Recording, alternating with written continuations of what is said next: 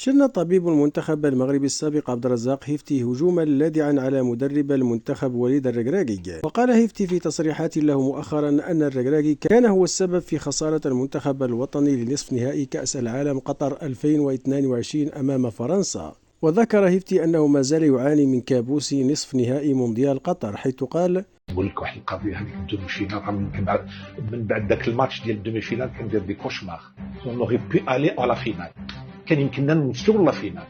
جيتي كونتر كو داك اللاعب سايسيلات، جيتي كونتر كو سايسيلات avait une lésion il pouvait pas participer à ce match. J'étais pas d'accord. وبخصوص كأس إفريقيا التي سيستضيفها المغرب هذه السنة، قال هيفتي بنبرة غير مسبوقة: إذا لم يفز وليد الركراكي بكأس الأمم الإفريقية المقبلة فخصه يتعلق من صباع رجليه حسب تعبيره. خصنا نديوها، ولا ما نديوناهاش خص الركراكي يتعلق بصباع رجليه.